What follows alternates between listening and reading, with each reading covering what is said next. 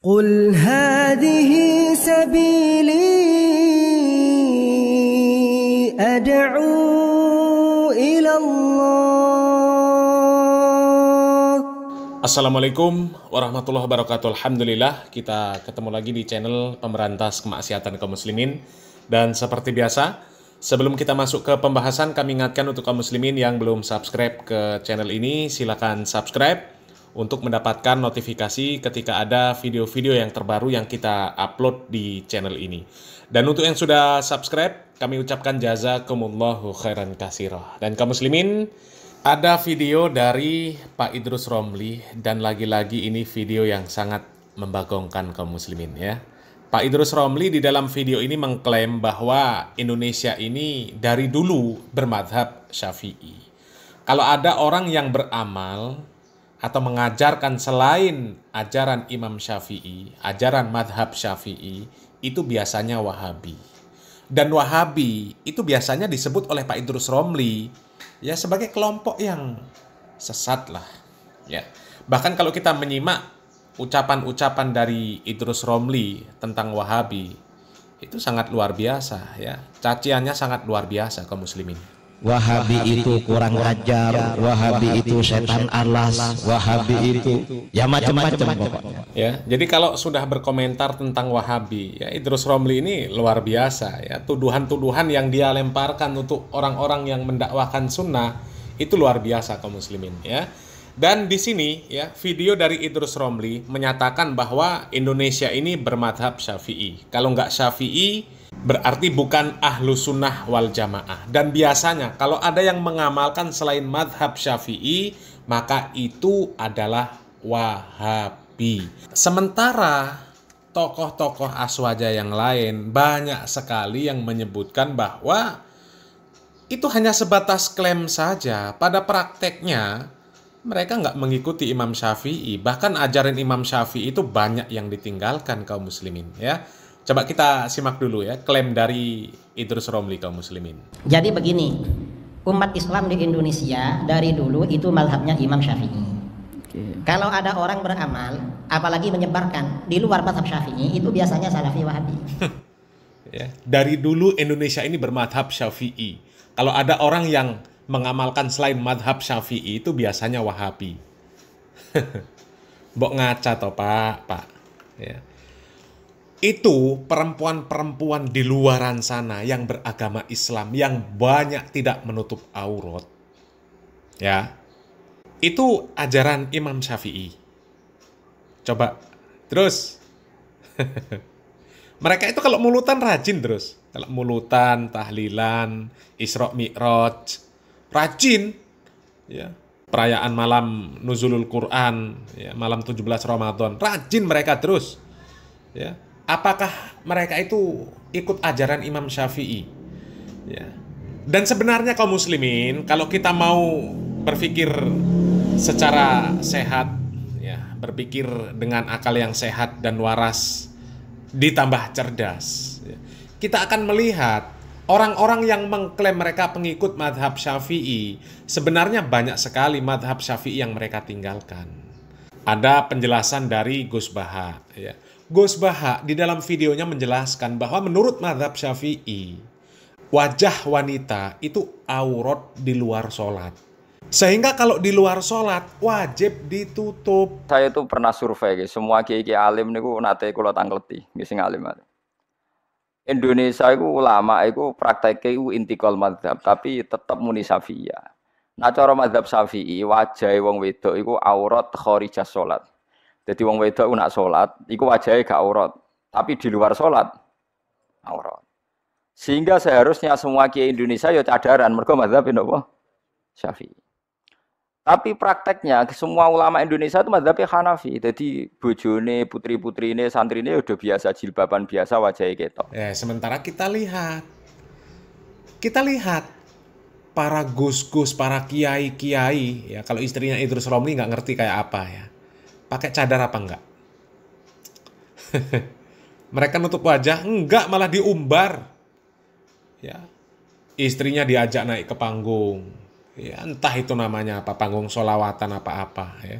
Apa yang seperti itu mazhab Syafi'i ya. Kemudian ada lagi video dari CS-nya Idrus Romli, ya, Ustadz Abdul Somad. Ustadz Abdul Somad pernah menjelaskan, apabila harus mengikuti pendapat Imam Syafi'i, mengikuti madhab Syafi'i, maka jual beli itu harus ada ijab qabul. Aku beli minuman ini sebotol 5.000 tunai, aku jual, sah. Yang memegang ijab qabul itu siapa? Orang di kampung. Saya pergi ke Rokan Hulu, Pasir Pangarayan, nampak saya duku. Mantap duku nih. Sehingga kasih uang, ambil. Pas saya mau jalan, apa kata dia? Jual yo. Lalu dia bilang, beli. Karena bagi mereka, mereka berpegang ke mazhab Syafi'i. Mazhab Syafi'i itu tak sah kalau tidak ada ijab dan qabul. Sekarang coba lihat, ya, apakah mereka ada ijab qabul ketika jual beli? Ya, nggak ada. Ya, dan banyaklah sebenarnya kaum muslimin. Ya, mereka hanya klaim-klaim saja. Pengikut Syafi'i. Ya, Syafi'i kalau sesuai dengan akal dan hawa nafsu mereka ikuti. Kalau nggak sesuai mereka tinggalkan. Ya, coba kita lanjut lagi videonya kaum muslimin. Kalau ada orang beramal, apalagi menyebarkan di luar mazhab Syafi'i, itu biasanya Salafi Wahabi. Kalau keluar dari mazhab, ya memang kadang dari Hambali, kadang dari Dawud Al-Zahiri, kadang mazhab sendiri. Karena Salafi Wahabi ini pecah menjadi banyak golongan. Ada yang nggak ikut mazhab saudara, bikin mazhab baru. Apa bulan Ramadan? Sejak masanya sahabat, masa Sayyidina Umar, kemudian masa mazhab-mazhab Ahlus Sunnah ini berkembang. Yang namanya sholat taraweh di bulan Ramadan itu 23. Yang 20 tarawehnya, yang 3 itu witirnya. Ini sejak era 70-an. Salah satu cabang Wahabi yang didirikan oleh mazhab Al-Albani, Syekh Albani, ini taraweh 11. Ini di luar mazhab 4 ini, ya mazhab baru 11. Dan ini sekarang banyak menyebar di Malaysia, di Indonesia. Tarawehnya ikut-ikutan 11. Entah di Al-Falah ini berapa tarawehnya? 11. Itu di luar mazhab 4 itu, mazhabnya Wahabi. Dan nggak semua Wahabi, Wahabi yang Al-Albani ini. Ya, sudah pede-pede tanya-tanya tarawehnya berapa di masjid yang tempat dia ceramah. Tarawehnya 11 kaum muslimin. Coba. Ya Allah, kasihan Idrus Ramli ya. Itulah terus akibat dari memaksakan harus madhab Syafi'i. Padahal dirinya sendiri juga nggak bisa konsisten dengan madhab Syafi'i, itu nggak bisa. Dan siapa bilang taraweh 11 rakaat kemudian keluar dari madhab? Allahu Akbar. Terus. Jumlah rakaat sholat taraweh itu kan nggak dibatasi. Ya, yang jelas Nabi Muhammad SAW mengatakan sholat malam itu masna, dua. Dan kemudian kalau takut segera masuk subuh, maka tambah witir 1. Nggak ada aturan harus 2, 3, harus berapa. Ya, yang jelas masna. Mau taraweh 2 rakaat juga sudah sah. Ya, seperti sholat duha. Ya, mau sholat duhanya 2 rakaat juga sudah sah. Ya, yang penting sholatnya sesuai dengan tuntunan.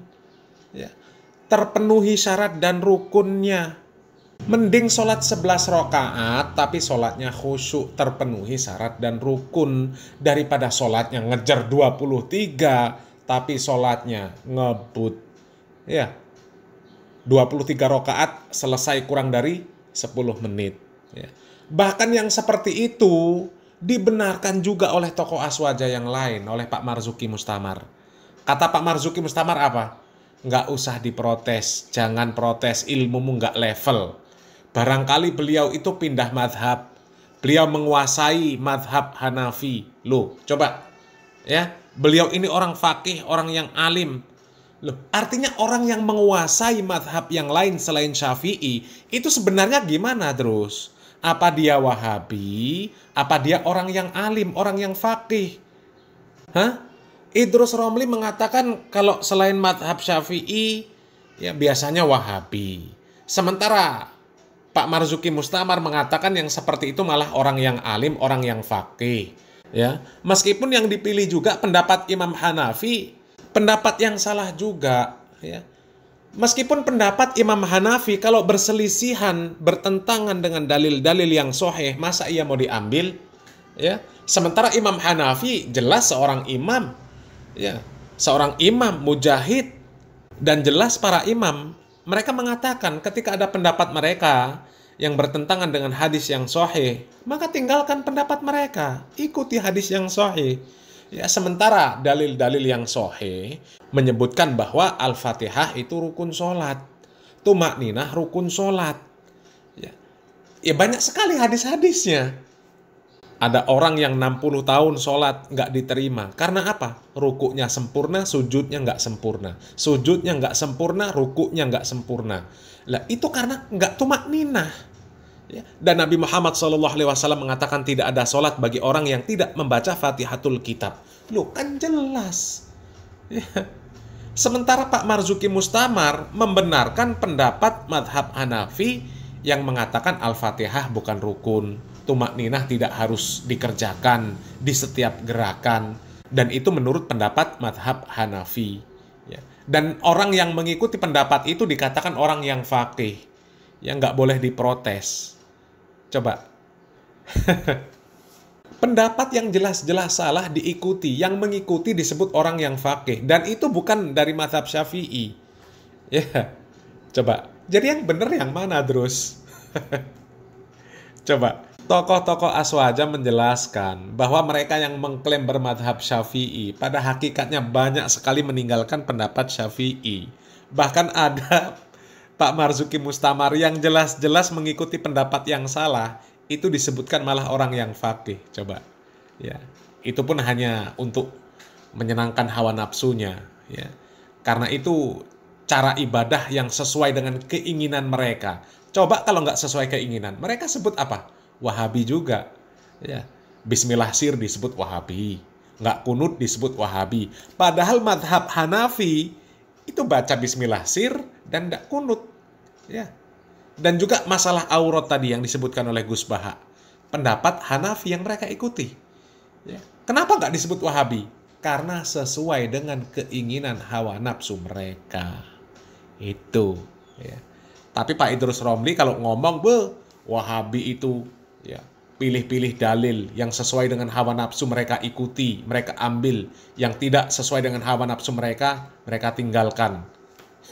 Padahal prakteknya ya mereka sendiri kaum muslimin, ya. Coba orang-orang yang mereka sebut Wahabi, ketika sholat taraweh meskipun 11 rakaat nggak ada sholat yang ngebut, ya, terpenuhi syarat dan rukunnya, bacaannya juga tartil, tajwidnya terpenuhi, ya. Bahkan perempuan-perempuannya ada yang pakai cadar, meskipun mereka tidak mengklaim pengikut madhab Syafi'i, mereka pakai cadar. Sementara yang mengklaim Syafi'i jangankan pakai cadar, ya coba lihat itu banyak istri-istri kiai, ustadz nggak pakai jilbab. Syafi'i, pret. Selamat berpikir, salam waras, salam akal sehat. Barakallahu fikum. Wassalamualaikum warahmatullahi wabarakatuh.